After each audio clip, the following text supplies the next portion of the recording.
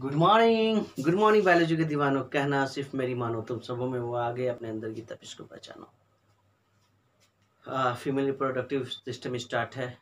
हम लोगों ने यूट्रस कवर कर लिया, हम लोगों ने फ्लैपियन ट्यूब कवर कर लिया। आज एक ऐसा टॉपिक है जिसमें बहुत सारे स्टूडेंट्स जो हैं वो समझ नहीं पाते हैं, कंफ्यूजन होता है इस टॉपिक में।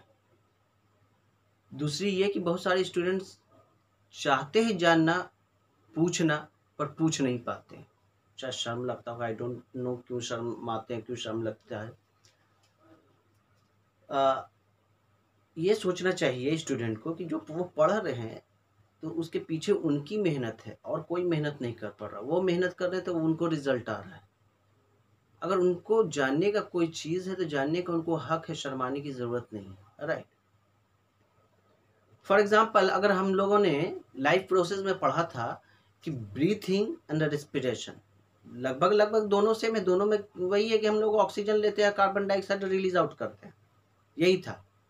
बट थोड़ा सा चेंजेस हो गया, जो लिया और रिलीज आउट किया उसको तो ब्रीथिंग कर दिया, और लेकर जो अंदर में सेल के पास जो ताबड़तोड़ रिएक्शन हुआ, रिएक्शन होने के बाद कैसे कार्बन डाइऑक्साइड बना और कैसे बाहर गया, वो रिस्पिरेशन हो गया। था दोनों से, ब्रीथिंग और रिस्पिरेशन, कि ऑक्सीजन ले रहे थे, रिजल्टेंट में कार्बन डाइऑक्साइड जा रहा था, बट लिया और छोड़ा, डेट इज ब्रीथिंग, सांस लेना। बट जो रेस्पिरेशन था उसमें देखा कि जैसे ग्लूकोज हमारे बॉडी में खाने से मिला था, सेल के पास बैठा था, और ऑक्सीजन गया और ऑक्सीडाइज होकर जो बनाया कार्बन डाइऑक्साइड, जो कि not acceptable by human body, वो रिलीज आउट हो गया बाहर। तो ये सारा होल प्रोसेस कैसे हुआ, that is respiration. Similarly reproduction में भी जो बड़ा कंफ्यूजन होता है, वजाइना एंड वल्वा, वजाइना और वल्वा को लेकर बहुत सारे कंफ्यूजन होते हैं, जो कि बच्चे पूछते नहीं हैं। वो पढ़ते हैं, समझ में नहीं आता है, कुछ भी उनको लॉजिक कॉन्सेप्ट पढ़ा उसी को वो लेकर चले गए।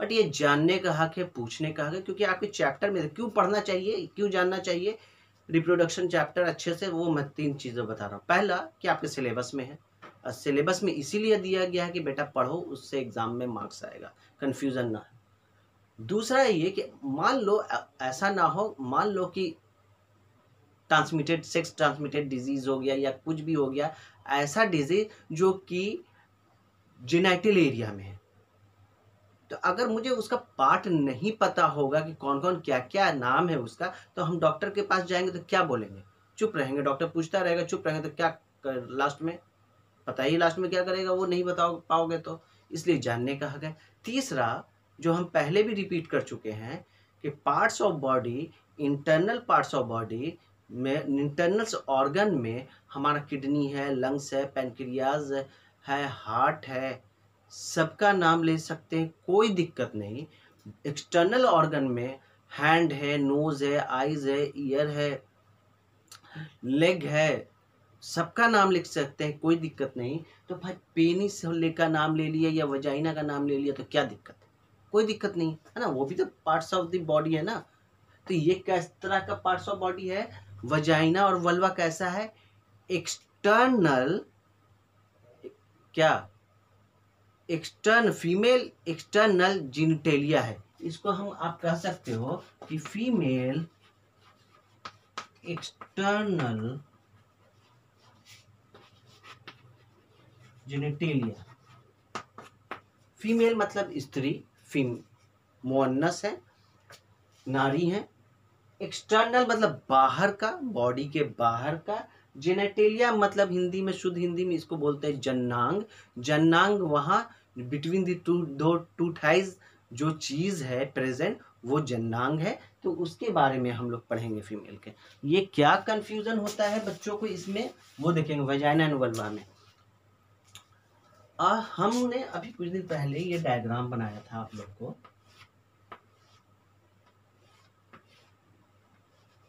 फिम्बरी अटैच है, फिम्बरी अटैच है। अभी पूरा कंप्लीट नहीं बता रहे हैं, सिर्फ समझाने के लिए। ये हमने बताया था आप लोगों की यूट्रस है, ये बताया था कि फैलोपियन ट्यूब है। फैलोपियन ट्यूब का मेरा प्रीवियस लेक्चर है, आप देख सकते हैं यूट्रस का भी है। ये बताया था कि मेरा ओवरी है, यहीं से ओवा रिलीज आउट होता है जो कि फीमेल कैच करता है। अब इतना डील से नहीं बताएंगे अभी। ये बताया था ये यूट्रस का जो ओपनिंग है, लास्ट ओपनिंग जो कि बाहर की तरफ खुल रही है, ये बताया था कि सर्विक है। सर्विक की लास्ट ओपनिंग जो बाहर की तरफ खुल रही है वो बताया था कि वजाइना। तो वजाइना में भी हमने देखा कि सर्विक की लास्ट ओपनिंग जहां पे जिस ट्यूब में खुल रही है वो वजाइना है। तो वजाइना का बेसिक मतलब यहाँ पे पता चल गया कि ये एक ट्यूब है, एक नली है जो कि सर्विक से सटी हुई है। और सर्विक का एरिया कहाँ पे है, वो अंदर की तरफ है। तो हम कह सकते हैं कि फीमेल जेनाइटल जो पार्ट है उसमें अंदर की तरफ का जो पहला ट्यूब है दैट इज वजाइना। क्लियर? तो ये अंदर की तरफ जो पहला ट्यूब है, नली है, इसको कहेंगे वजाइना। बट जो बाहर से जो शक्लन दिखता है उसको वजाइना नहीं, उसको वल्वा बोलते हैं। क्लियर? जो बाहर से फिजिकली उसका अपीयरेंस है दैट इज वल्वा। और उसके अंदर में जो एक पहली ट्यूब है, उस ट्यूब से क्या होता है, उस ट्यूब से मेंस्ट्रुअल साइकिल डिस्चार्ज होता है, उस ट्यूब से बेबी का डिलीवरी होता है। और क्या होता है, उस ट्यूब से क्या होता है, स्पर्म पेनिस के थ्रू वहां जाता है और एजुकुलेट होता है स्पर्म। तो वो रास्ता, वो ट्यूब, वो नली जो पहली नली है, ठीक है, वो वजाइना कहलाता है। और नली के बाहर का अपीयरेंस जो फिजिकल दिखता है कि किस तरह का है दैट इज वल्वा। क्लियर? इसको एक तरह से और समझाते हैं यहाँ पे।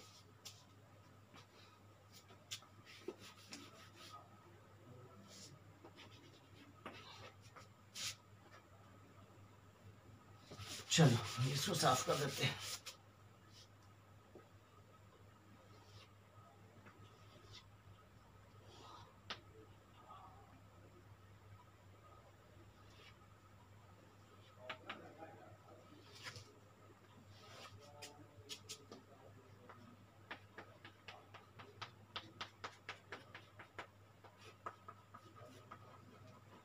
Mons pubis,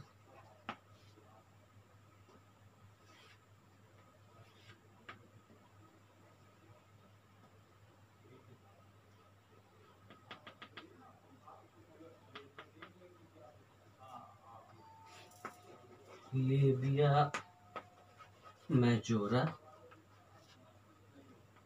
लेबिया minora, this is क्लैटोरिस,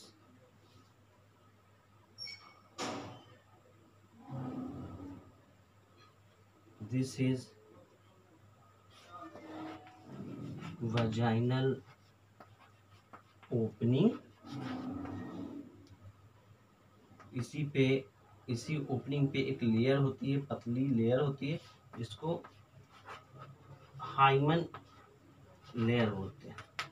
अब क्या ये सब क्या है, ये हम लोग नेक्स्ट क्लास में जब हम लोग डील करेंगे वल्वा को और वजाइना को तो पढ़ेंगे, समझेंगे कि ये क्या क्या होता है।